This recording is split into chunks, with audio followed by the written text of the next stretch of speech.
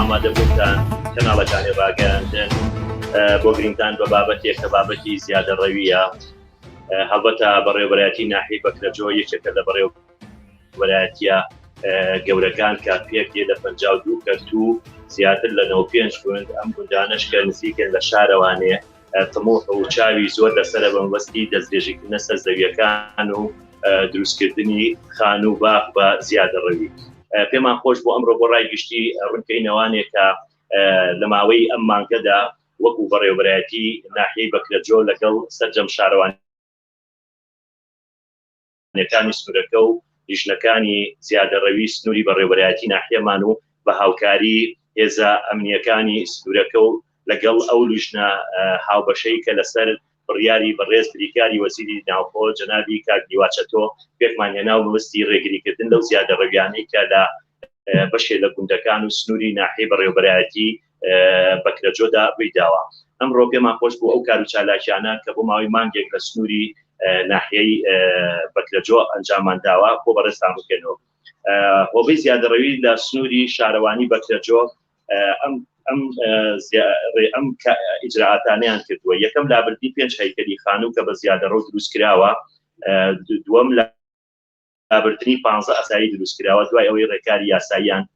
بەپێی یاسای ژمارە 2018 گیراوەتە بەربەرامبەریان. لابردنی 28 سیاج کە بە نایاسایی دروست کراوە، لابردنی 250 ڕێکلامی نایاسایی لەسەر ستونی کارەبا و شەقامی گشتی، لابردنی 19 گەوری ئاژەڵداری، لابردنی 24 دەستگێڕی نایاسایی، داخستنی 11 دوکان کە سەرپێچی کردبوو، ڕاگرتنی 259 کات لە کاتی سەرپێچیدا کەیشەکانیان پێڕاگیراوە، 150 ئاگادارکردنەوەمان داوە بە کەسی متەجاوز، بڕی 900,000 دینار غەرامە کراون ئەوانەی کە زیادە ڕەویان کردووە. کار و چالاکیەکانی بەڕێوەبەرایەتی شارەوانی تاسوجا، ئەو بەڕێوەبەرایەتی شارەوانی تاسوجا لای خۆیان و 86 کەسیان ڕوبەڕووی دادگا کردوێتەوانێک کە هەشتاون بە ئەنجامدانی زیادە ڕەوی. 15 ڕووخاندنی خانوو سیاجیان ئەنجام داوە، 20 حاڵەتی کەفر و عەرەبانەش کە لابراون بە زیادە ڕەوی لە شوێنە گشتەکانە دروست کراوە. لە سنووری بەڕێوەبەرایەتی شارەوانی ڕاپەڕینیش 23 کەس دراون بە دادگا لە ماوەی یەک مانگدا، 8 کەس گیراوە ڕوبەڕووی دادگا کراونەتەوە، 16 سیاج و باخیان تێکداوە. هێزە هاوبەشەکانیش کە پێدەن لە لیوای پاراستن، لیوای یەکی پاراستنی سلێمانی و لیوای 104 و بەڕێوەبەرایەتی ئاسایشی سلێمانی و بەڕێوەبەرایەتی پۆلیسی دارستانی سلێمانی کە بە هەمانگی لەسەر بڕیاری بەڕێز بریکاری وەزیری ناوخۆ ئەم هێزە هاوبەشەمان دروست کرۆن بەستی ئەو شوێنانی کە زۆرترین زیادە ڕەوی تیاکرێ وەکو توەسپی و عەزیزاوا و بەشێ لەو گوندانەی کە بەڕاستی ڕێژەیەکی زۆر هاوڵاتیان تەجاوزەکەنە سەر ملک و ماڵی گشتی لەو سنوورانە. ئەم هێزانە شەو ڕۆژ یاخسۆتە سەر یەک بە بەردەوامی چاودێری ئەو زەویانە ئەکەن، بەڵام ئەوەندەی لە قودرەتی ئەم هێزەیە و توانای ئەم هێزەیە بێ ئەوەندەیان توانیوە کە ئیجراعات لەگەڵ ئەم هاوڵاتیانە بکەن. ئێمە لەو سنووریا زیاتر لە 40 خانومان ڕووخاندووە، ئەوەی کە بە زیادە ڕەو دروست کراوە، خانوو لە ئەساسا بۆ لە بناغەیە بووە و 65 کەس دراون بە دادگا لەلایەن هێزەکانی لیوای 104 و لیوای یەکی پاراستنی سلێمانیەوە. ڕوبەڕووی دادگامان کردوونەتەوە بەپێی یاسای ژمارە 2018 مادەی 11 کە هەر کەسێ هەستێ بە دەستێژکردنە سەر زەوی و زیادە ڕەوی بکە ئیجراعاتی یاسایان لەگەڵا کراوە. لەلایەن بەڕێوەبەرایەتی پۆلیسی دارستانی سلێمانی ئەوانیش 20 کەس دراون بە دادگا لەلایەن پۆلیسی دارستانەوە لە هەر یەک لە گوندەکانی عەزیزاوا و گوندی توەسپی. 7 کەس لە عەزیزاواش بە هەمان شێوە بنکەی پۆلیسی داوێتی بە دادگا، 7 کەسیش لە هوانە هەر لەلایەن پۆلیسی دارستانەوە. هەموو ئەم ڕێکارانەی کە کراوە بە هاوکاری لەگەڵ سەرجەم هێزە ئامنیەکانی سنوورەکە و بەڕێوەبەرایەتی پۆلیسی بەڕێوەبەرایەتی برادرانی ئاسایشی سلێمانی بە هاوکاری هەموو لایەک ئەو ئیجراعاتەمان کردووە. کێشەیەک و تەژوودەن زەویەکە لەلایەن تەکیەکەوە سیاجی گۆڕاوە یەکلایی بووە تا ئێستا. بەشێک لەو کێشانەی کە زیادە ڕەوین پێش من ڕوویان داوە،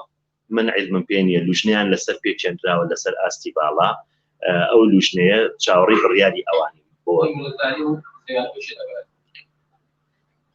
مڵکداری لەم سنووری منا بەشێکیان بۆ گەشت و گوزارەکە ڕێتەوانێ.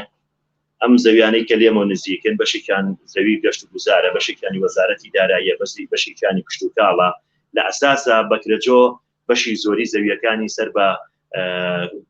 زەوی کشت و کاڵی بوون. کە ئێستا دەستێژێتێتە سەریان و دەکرێن بە شوێنی سەکەنی.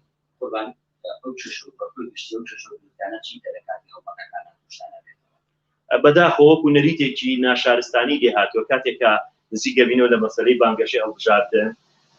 وەکو حرفێکی ساقی دێهاتووە خەڵک استقلالی ئەو زروفاکات خەڵک استقلالی ئەو زروفاکات هەڵەسێ بەوەی کاڵێ دوایە حکومەت دەستی شل کردووە ئەوە بەڵام بە پێچەوانەوە ئێمە لە کاتی حملەی هەڵبژاردنەکانی شار تومتر بووین شەوان زیاتر لە 20 گەڵا بۆ میکسەر و شۆفمان داوە بە برگەکانی پۆلیس و لە ڕێی بەڕێزدا دادوەرە بەڕێزەکانەوە ئیجراعاتی یاساییمان لەگەڵاکردن و وە چاوپۆشیمان لە هیچ کەسێک نەکردو بەبێ جیاوازی ئیجراعاتمان کردووە. بە دڵنیاییەوە هەر بەڕێزتان ئاگادارن لەم ماوەی پێشوەیە ڕۆژی 20 مانگ و 28 بوو 29 بوو بەڕێوەبەرایەتی پۆلیسی دارستان هەستان بە مەبەستی ڕێگریکردن لە سنووری توەسپی بەڕێز کاک عەمید ئاری و هێزەکەی ڕوبەڕووی ئەوە بوونەوە کە تەقە و ئەوەشی تێکەوت و نۆ بریناری لێکەوتەوانێ.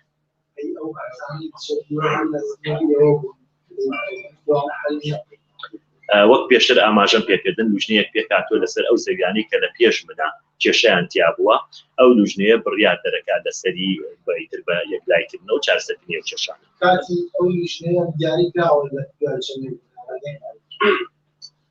لیژنەی باڵایە بەڕێز سەرۆکی شارەوانی تایە و لایەنە پەیوەندیدارەکان کە پێوەستن بە مەسەلەی زیادە ڕێگەوانێ لەسەر ئاستی بەرزتر لە ئێمە ئەوان بڕیاری لەسەردەن بە یەکلایکردنەوەیەوەدا.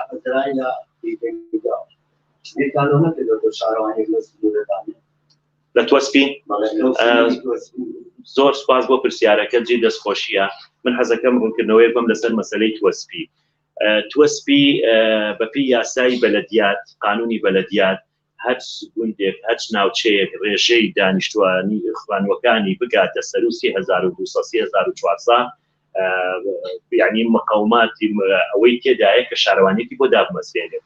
لە ساڵی 2015 پێش من بەڕێز کاک لوقمان و ئەو ئیداری کە لێرە بووە داواکاریان پێشکەش کردووە بەلایەنی پەیوەندیدار و ئەنجومەنی وەزیران بەمبەستیکردنەوەی شارەوانیەک بۆ گوندی توەسپی و ئەو گوندانی دەوروبەری.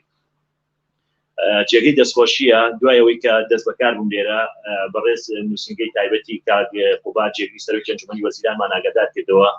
لەگەڵ بەڕێزان وەزارەتی شارەوانی قسەی کرد استحداثی کردنەوەی شارەوانیەکە فەرمانی دەرچووە کردنەوەی شارەوانیەک لە سنووری توەسپی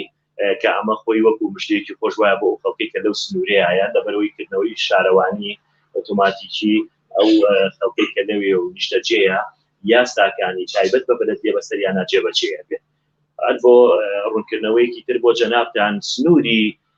ناحیەی بەکرەجۆ کە پێک دێت لە 52 کەرت و 95 گوند بەشی زۆری گوندەکان نەخشەی بنەڕەتیان بۆ کراوە ئەکەونە ماسەرپلانی سنووری شارەوانیەوە. ئەمەش وا دەکات کە ئێمە یاسایەکی تازە دەرچووە یاسای ژمارە 7 2021 ڕاستکرا و تعدیلی یاسای ژمارە 3 2019 بوو کە یاسای تاپۆکردنی خانوە تەجاوزەکانی سنووری شارەوانیەکان کە ئەمەش بەڕاستی خەڵکێکی زۆر سودمەند دەبن لەوەی کە ئەو خانوانەی کە ئەکەونە سنووری گوندەکان ئەو سنووری شارەوانیەکانەوە ڕێکاری یاسایی پێویستیان بۆ کرد لەگەڵ بەڕێزان کاگاوات قایمقامی سلێمانی بەشی یاسایی قایمقامیت لیژنەیەکیان پێچێناوە کە بەمەستی دروستکردنی فۆڕم ماوەیەکی لە ئایندێکی نزیکە ئەو فۆرمانە دابەشەکەن بەسەر ئەو خانوانەی کە بەفعلی تەجاوزیان کراوە لە سنووری شارەوانیەکان ئەوەی کە بەپێی یاسای ژمارە 7 2021 دایانگرێتەوە تا کاری یاسایی پێویستیان بۆ ئەنجام بدەیت.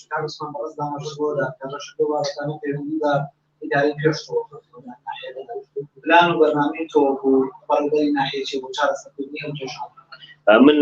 پەنجەی تۆمەت ڕاناکێشم بڵم پەیوەندی بە بەڕێوەبەری ناحیەی پێشمەوە هەیە چکە هەر کەسێک مکەلەفە بۆی چی لە قودرەتیاتی ڕەنگە من شتێوە وایە بە هەمان شێوە نەمتوانیایە. ئێستاش من کە بەڕێوەبەری ناحیەم هەندێک یعنی پێویستم بەوەیە کە خەڵک هاوکاریم بکە لە ڕاگەیاندەکان هاوکاریمان بکەن. من نمونەیەکتان بۆ ێنموانەیە لە هەموو دنیای وایە کاتێککە دیاتەیەکی ناقانونی ناشارستانی دروست دەبێت کەناڵەکانی ڕاگەیان و هاوڵاتیان دەستخۆشی لە حکومەت دەکەن کە ڕێگری لەو دیاردا ناشارستانی و نایاساییانە ئەکەن. بەداخۆ یعنی ئێمە زۆر جار حاڵەتی وامان بۆ هاتووە کە کارێکی یاسایی و ئیجراعاتێکی یاساییمان کردو ڕاگەیاندەکان دەورێکی زۆر بەرپرسانیان بینیوە لەوەی کە ڕووماڵێکیان کردووە ئەو کابرای کە تەجاوزەکەی کردووە ئەو کابرایی کە تەجاوزەکەی کردووە هاوڵاتی تەجاوزەکەی کردووە بۆتە پاڵەوان و ئێمە ژۆک هێزەمیەکان کە پارێزگاری لەسەروەت و لە خاکی وڵاتەکە ئەکەین و ناری دەست لەسەری نەشین نەبین داوای من ئەوەیە کە بەڕێستان هەموو ڕاگەیانەکان ئەم خەمی تەنها ئیدارە نیە خەمی تاک بە تاکمانەکە بەڕاستی ئەمە لە خەمی ئەوەدان ئێستا کە ڕێگریەکەین لە تۆسبی داوا ئەەکەین لە دانیشتوانی